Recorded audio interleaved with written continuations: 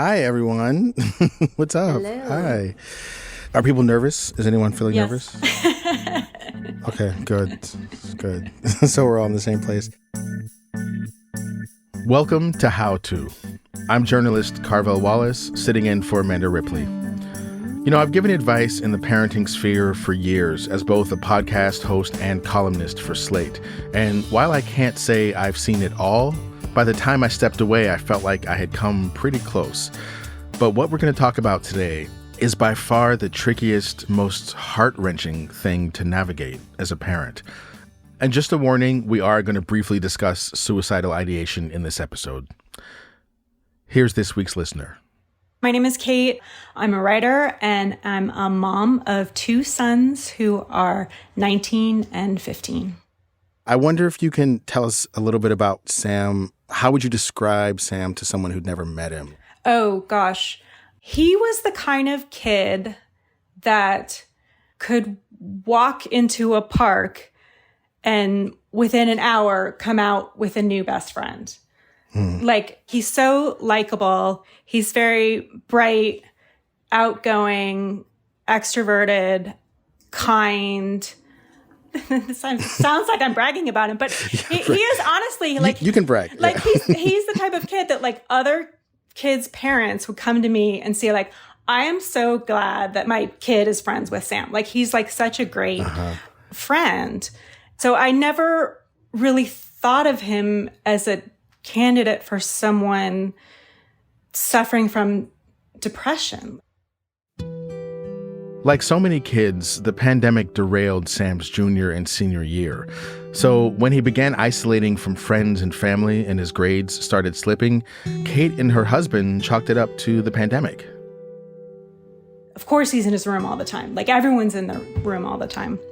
And so we just kept going, you know, applying to colleges. And somewhere in the summer between high school and when he was supposed to go to college, he just came to a crisis point.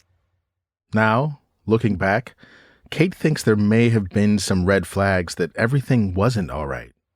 He was being very reluctant to get involved in the college planning process that we were deep in the middle of. Like, it just felt like pulling teeth. He wasn't excited for his future in the way that I saw him.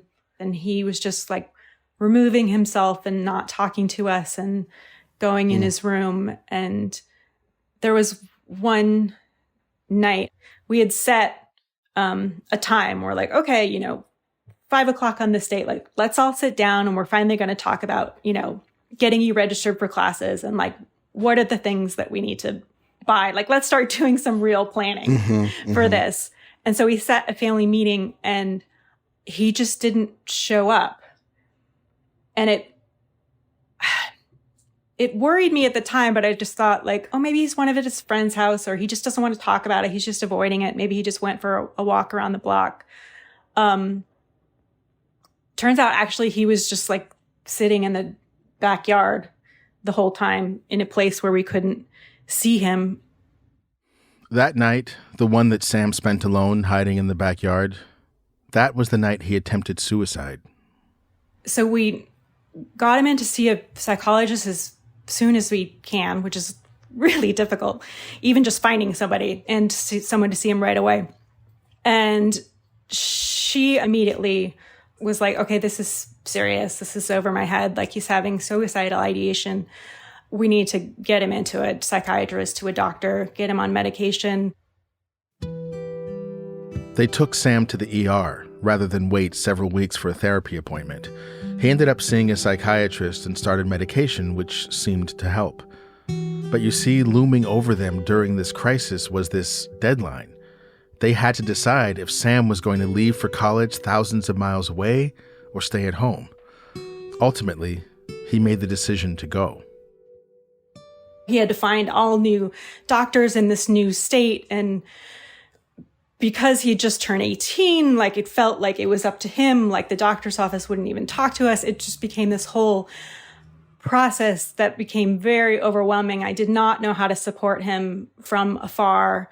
And about sort of 3 weeks into his time at college, he just called and said, like, I can't, like, I need to come home. I can't do this. He was having panic attacks, was in over his head, just hated it. So I flew out immediately. Kate brought him home. Sam proceeded to spend the following months in his room, still very much struggling with depression. And Kate spent that time walking on eggshells, uncertain about how to help her son. The core of my question is, like, how do you support your child who is not technically a child, like legally they're an adult, which has its own layer of complications? Like, where's the line between overparenting and being supportive, especially when it comes to mental health? Because I feel like I'm surrounded by these messages of, like, we're overparenting our kids. Like, don't be a helicopter. Don't be a snowplow. Like, don't step in.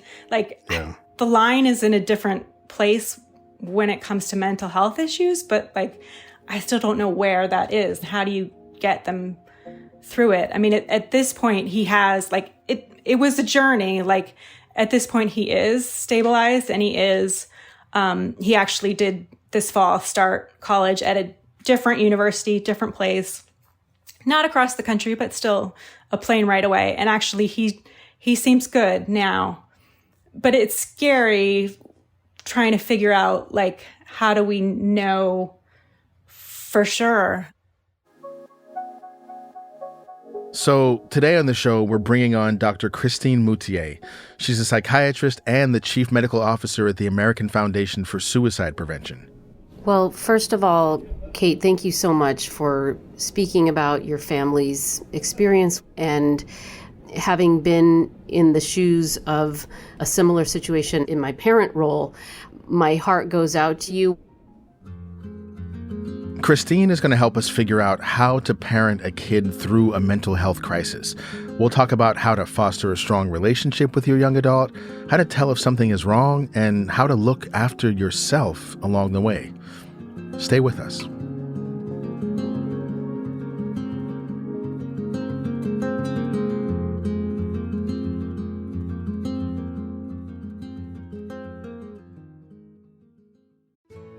How To is brought to you by Progressive.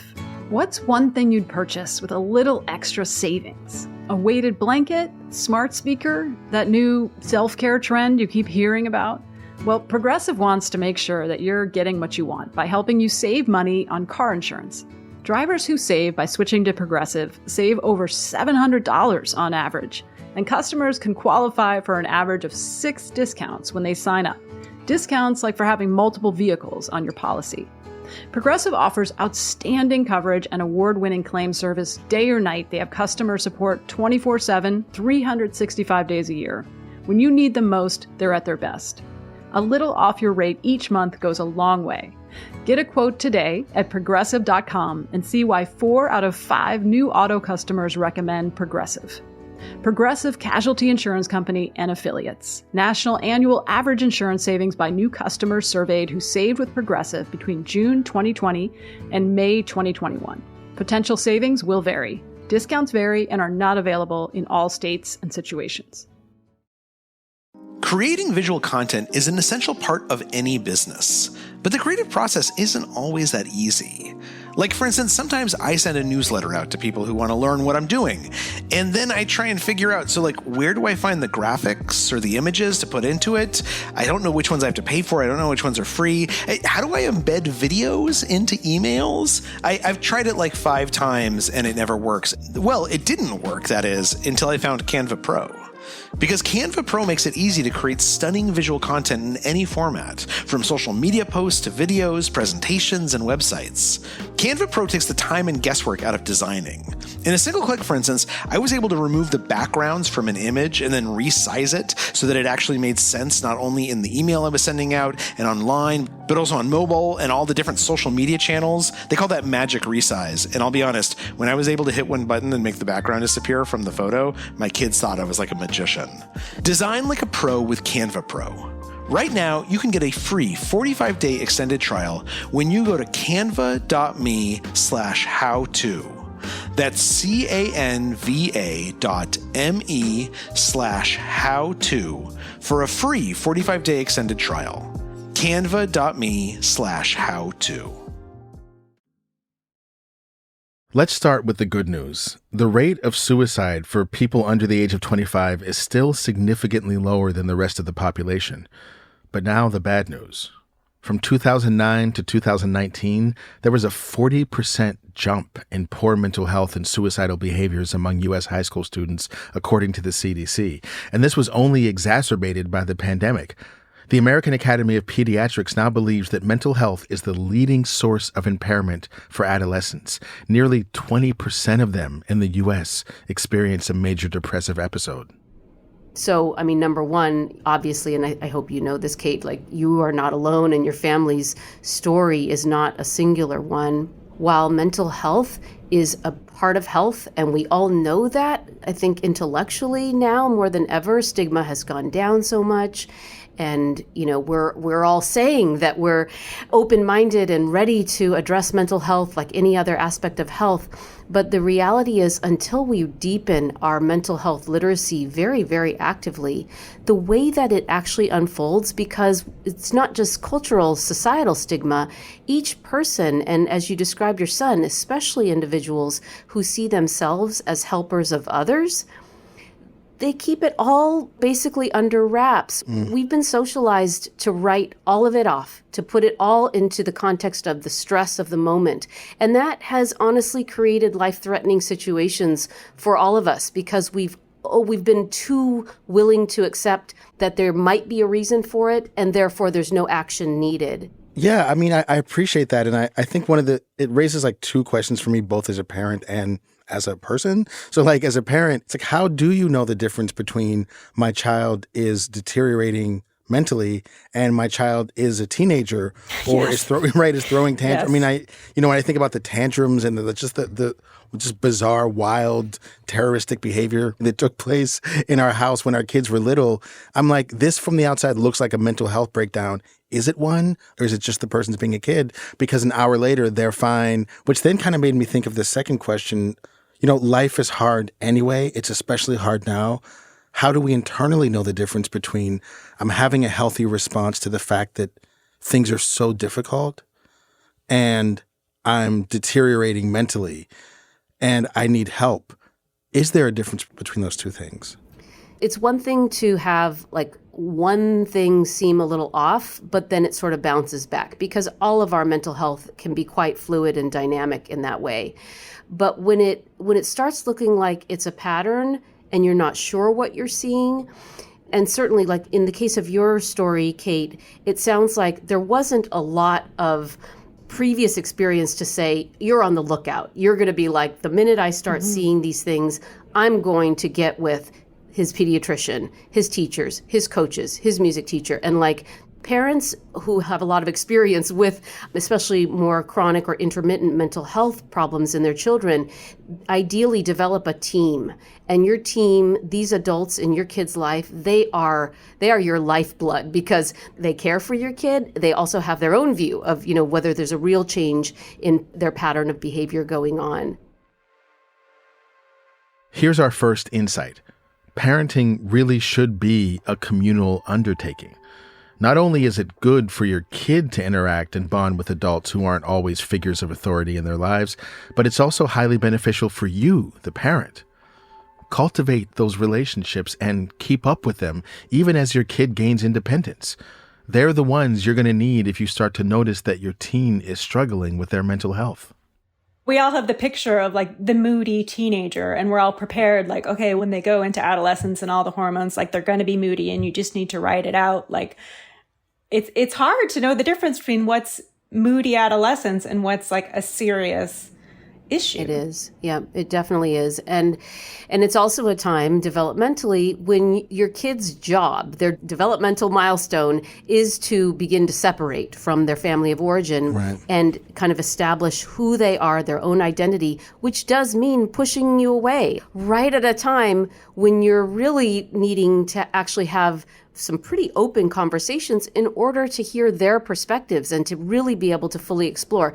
The way it usually goes is they're not going to talk when you invite it, but when you least expect it, oftentimes when you're in a parallel position together, like in the car and you're not looking at each other, or you're watching a show and the commercial comes on, and now all of a sudden they're talking about a situation in their life, you might even miss, like, this is them opening up and giving me a window into their perspective on their friend group or the stressful situation they're going through. Yeah, well, that also makes me wonder, and this kind of gets into something that Kate said earlier about trying to find care. I wonder how much of our inability to sort of acknowledge that deterioration is happening or that help is needed is related to the fact that, okay, like, what do we do then? Like, let's say that I am deteriorating mentally, or like my kid is, what am I going to do? Yeah. Like, I wonder if parents feel overwhelmed by, like, as a collective sort of culture, we don't have a lot of, as you said, literacy around, is talking about it enough? Does everyone need to go to a psychiatrist or therapist? So I wonder if you can help us kind of understand, like, let's say that we have accepted that our child is struggling. Literally, what are we looking to do? Yeah. And no, I think that probably is a barrier, conscious or unconscious, for many to kind of like, do I even open up sort of Pandora's box? And none of us are necessarily practiced at this when it comes to mental health, but we are practiced at it as parents for any other health issue. We rely on our pediatrician as a starting point, and the same thing holds true for mental health changes or deterioration. So if you're without a strong network of, already knowing who the mental health professionals are, who come highly recommended or who are covered by your insurance plan, you can always start with your child's primary care provider. It's interesting you say that, because when he had his initial crisis and we took him to the psychologist who, said like, okay, this is serious, the pediatrician was the next person we called.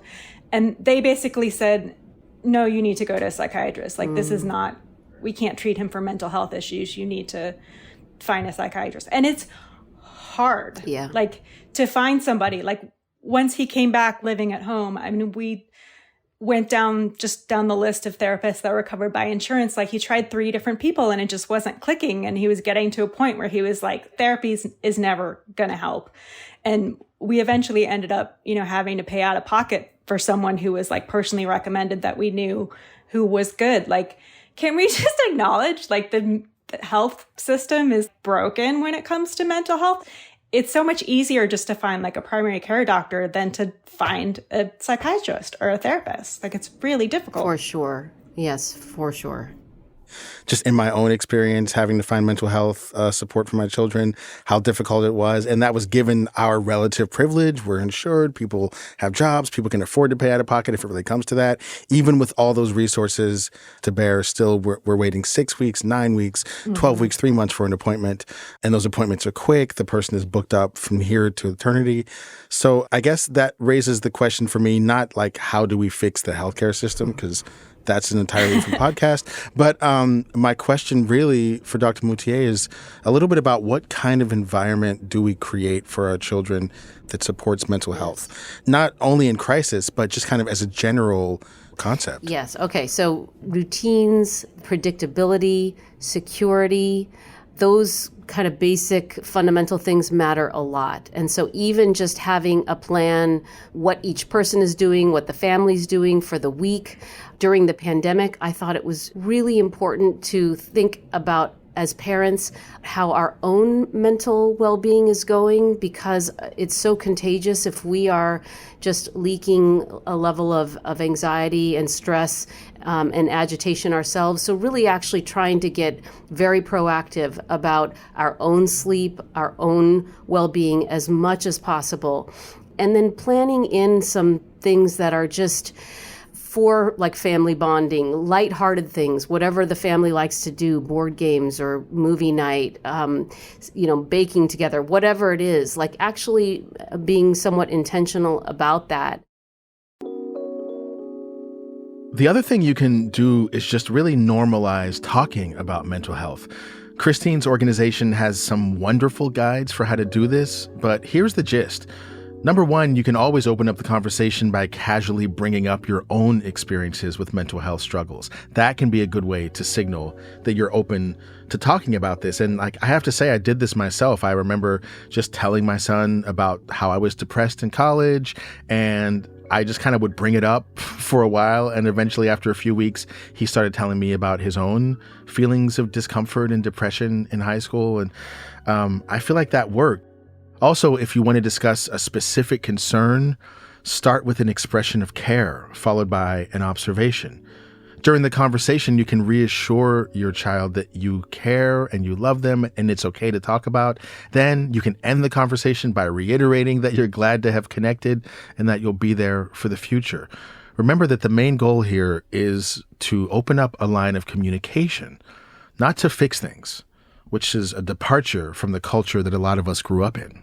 Even in my home environment, if, my brother or I were crying, feeling angry, any negative emotions, we would be sent to our room. So it's like, come out when you have a happy face and you're ready to participate in the family environment.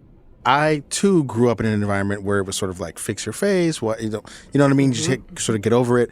And not only did I learn to do that because that was what was good currency for me in my social environment, I also took pride in my ability to do that. Like, I was someone that could have terrible things happen and could just, like, the next day pop up, be ready to go, put that in the past. So when later in my life it was suggested to me that maybe that's not the move, that took me a few years to wrap my head around, because I'm like, but that's how I survived. So what are you telling me? Like, I survived incorrectly? Like, that doesn't make any sense.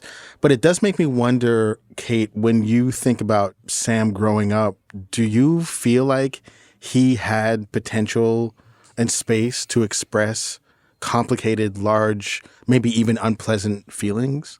That's a good question.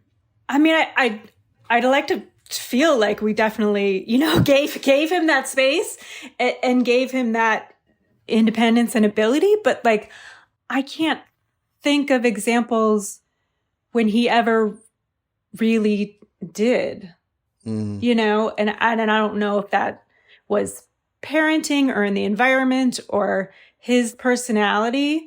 Something that has tied in my mind to that period in time with my son's crisis is it coincided with an extremely busy time with me at work. Like, his first crisis happened like right after, like, I'd just been out of town and just been incredibly busy for a couple of weeks. And then the second one, again, when he was off at college, again happened, and at a time right after I'd just been out of town. And in my mind, I tied those things together of like causality that may or may not have been there. It's like the parental guilt that is hard to avoid. Well, it's interesting because this question of causality and guilt, parental guilt, it's like, I think we have to be super careful with that. When I look back on my own children, who are now 17 and 19, one is out of the house, one is almost out. I feel like that's what I didn't do well enough when my career got really busy. I also didn't have time, so I was kind of rushing through everything. Dad, I need help with it. Okay, but hurry up because I have to get on this call. Hurry up, I have a deadline. I think that it wasn't that I needed to work less. It was that it didn't quite occur to me how I needed to adjust the way I parented as a result of this change in my energy in relationship to them. And Kate, I also want to hear more, a little bit about, like, I know that Sam is doing better now, but I want to talk a little bit about how you navigated it yourself. How did you deal with your own personal feelings of fear, anxiety, stress, self-doubt when things were very difficult for Sam? It's an ongoing thing, right? Especially since he's out of the house and in a different state. And how do I put myself in a position where I'm supportive but not worrying? Like, how do I check in on him without being like, how are you feeling? Right. You don't want to be like that. Like, when I talk to him and he's telling me, I can see like things that he's excited about, like, oh, I love this class, or, oh, I did this thing with my friends, like that I can see is genuine. And I worry that the bad days are the silence. We're going to take a quick break. And when we come back, we're going to hear how Christine dealt with this balance of being supportive but not constantly fretting when her son had a similar mental health crisis while in college. Don't go anywhere.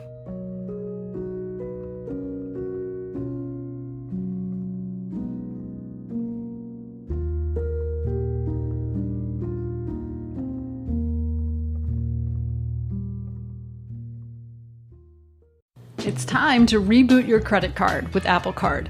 Apple Card gives you unlimited cash back every day on every purchase. It's real cash you can spend right away. No need to wait and wait for rewards. Apply now in the Wallet app on iPhone to see your credit limit offer with no impact to your credit score. Subject to credit approval. Daily cash is available via an Apple Cash Card or as a statement credit. See Apple Card customer agreement for terms and conditions. Apple Cash Card is issued by Green Dot Bank, member FDIC. Accepting an Apple Card after your application is approved will result in a hard inquiry which may impact your credit score. It's time to reboot your credit card with Apple Card. Apple Card gives you unlimited cash back every day on every purchase. It's real cash you can spend right away. No need to wait and wait for rewards. Apply now in the Wallet app on iPhone to see your credit limit offer with no impact to your credit score.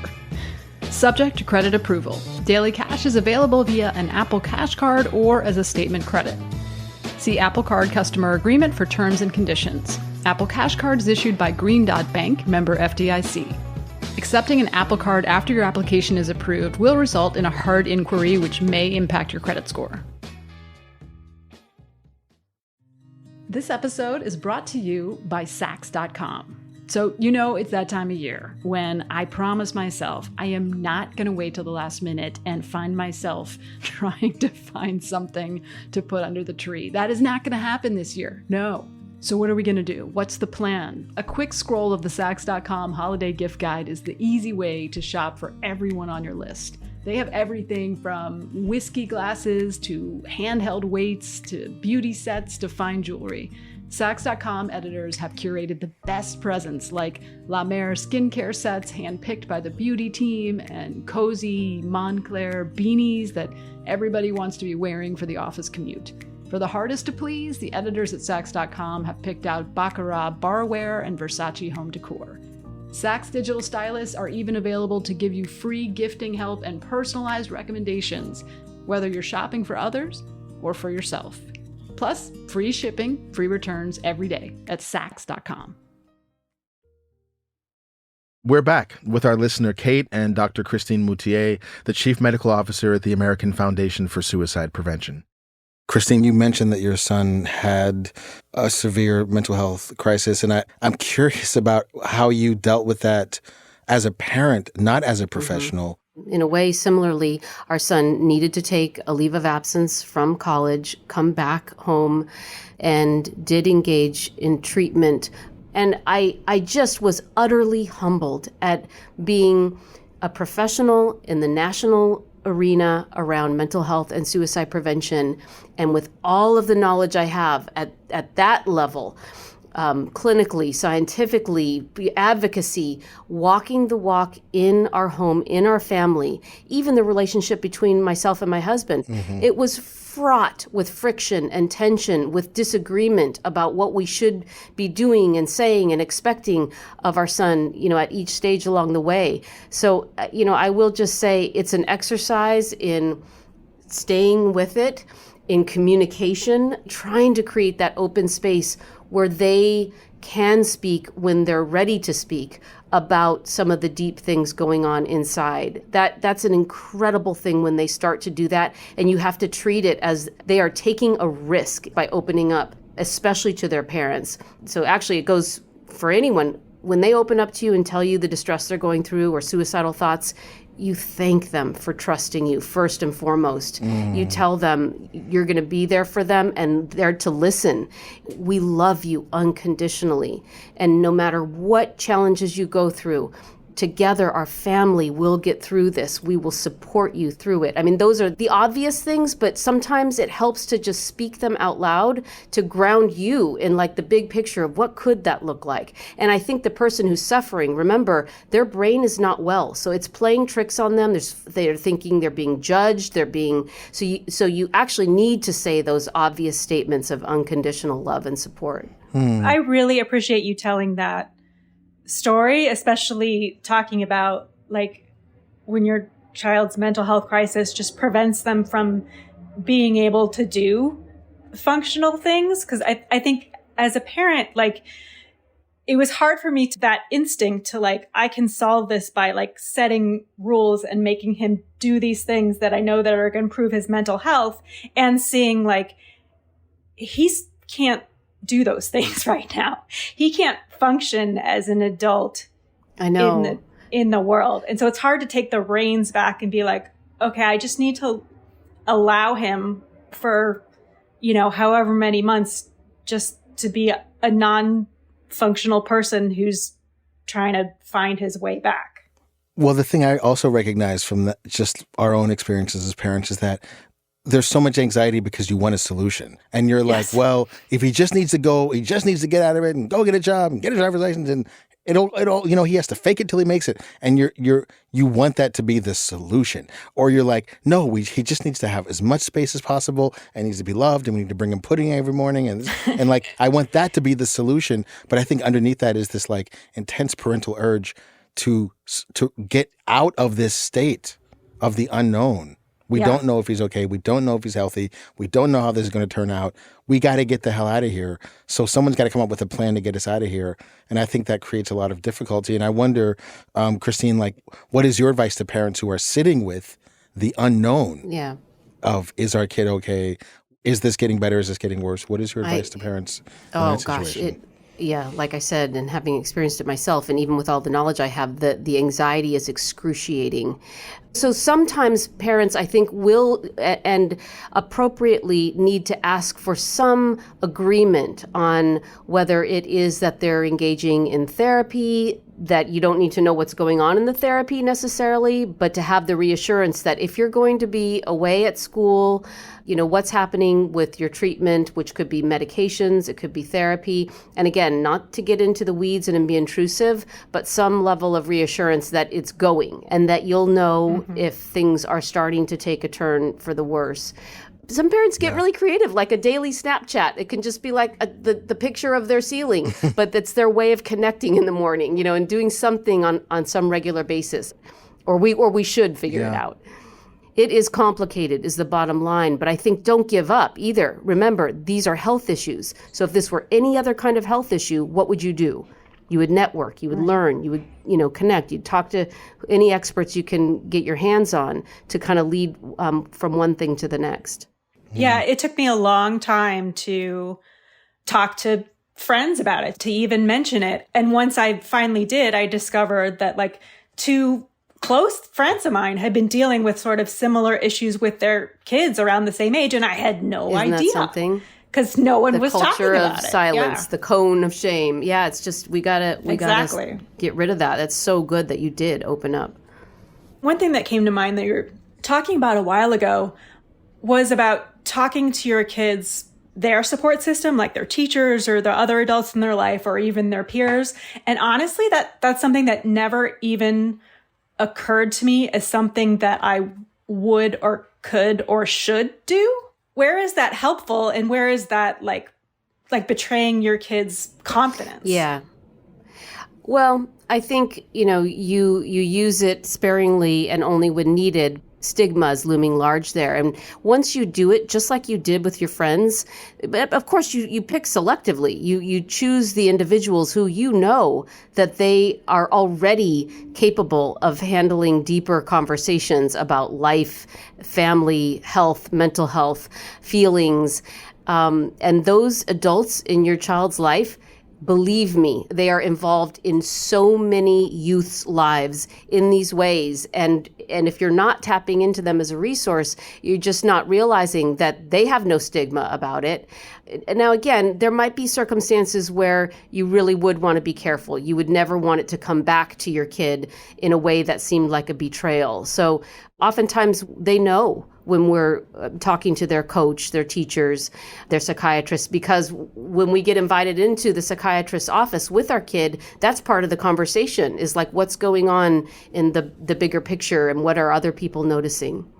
Yeah, I think that makes a lot of sense. And just to go back to this thing about, like, I think a lot of it has to do with the belief as a parent that if my kid has mental health issues, it's clearly my fault. That I'm the one who gave the kid these issues. If I was more this way or less that way, then this wouldn't be happening. And I just think that that's maybe like a kind of generalized cultural misunderstanding that we have of the way mental health appears and shows up in kids. And in other words, if my kids fell off the monkey bar, that's not necessarily my fault, although it may have been. No one looks at it that way. Everyone says, oh, well, it happens. Kids fall. They break things. But I think that when I even think about the way we had to navigate our own children's mental health stuff, or even just question if it's mental health stuff or just kids being kids, yeah, there was a fear that, like, someone's going to be like, well, yeah, look at how you are. Look at the way there's you gallivanting around the world, being on podcasts. That's why your kid is upset. You're never around. You know, you just always are trying to blame yourself for something. So I don't know. I really appreciate the work that you're doing, Christine, to help us reframe this from its kind of state of stigma to something that we can talk about openly, because it really does create a public health crisis of all types, our inability to deal with this. Your kids will take the lead from you if you really get squarely in the space of, this is a health issue. There should be no stigma around it. So even our kids who, were raised in this stigma-free, we talk about emotions, we address mental health like any other aspect of health, they will still instinctually hide it, because when you're suffering, again, you're just not feeling well. You withdraw, you go into a self-protective kind of embarrassed place. And remember, cognitive distortions, and we do it all the time in just our normal healthy brain, but when the brain is sick, it's happening in a really extreme way. If you could go back and talk to the earlier version of yourself, the Kate from the really bad nights in 2021 when your son was at his lowest point, what advice would Kate now have for Kate then? Well, number one, I think I would just want to reassure myself, like, it's going to be okay. Like, you'll get through it. Number two, maybe like to be more proactive, to not shy away from it, to like take things seriously and not be afraid of getting more involved, and not being afraid of just talking about it like really directly. Because I think even now I'm a little like, I don't know if it's like fear or stigma, but it's just like, you just want to not like address the elephant in the room. And sometimes you just do need to talk about the elephant in the room. And then Christine, also I would wonder for you, if you could go back and speak to yourself as a parent at the moments when your son was at his lowest, what advice would you have for yourself now with some perspective? Well, I think I would tell myself to, take a breath and calm down and develop a little more patience around the healing process takes time. And, I also wish that we had just realized that, like your story, Kate, our son, we were dragging him on college visits. I mean, the fact that we felt such pressure to kind of conform to what everyone expects families and kids to do when they graduate high school, I wish we had just bagged it all and followed our own instincts. And he probably needed some time before he went to college, whatever that might look like. And that, of course, is the hard part, is what do you do then if you don't do the structured, expected things? It's not easy. Yeah, 100%. That's another thing I would definitely tell myself back then is like, I think he just needs a year off. Like, it's been really stressful, and we don't need to, like, there's no reason to keep pushing him on this timeline. There's no reason why he has to go to college like this year. Yeah. He just, he wasn't ready.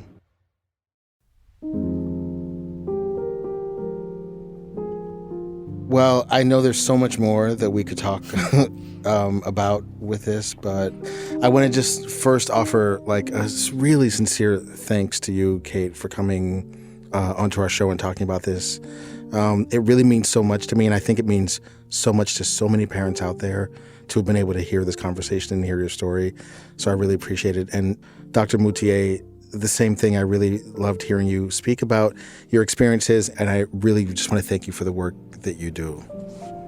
Well, thank you so much for having the conversation and for your platform. It's really, really cool. Mm-hmm. Love how you're using it. Yeah, I appreciate it. Like, thank you so much for talking about, like, because I just feel like I needed to ask somebody this question.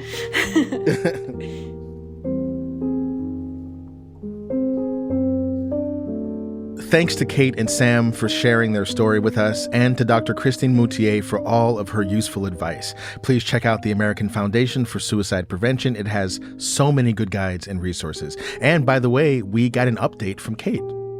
Hey, How To. Just wanted to give you an update. Spoke with my son via video call. Had a great conversation, talked for almost 2 hours, all of us, me, my husband, and my younger son as well. And it was just really great to see, like, the confidence and the joy, like, on his face and in his voice, and hear about all the things he's doing and the classes he likes, and maybe a little bit about the classes he doesn't like.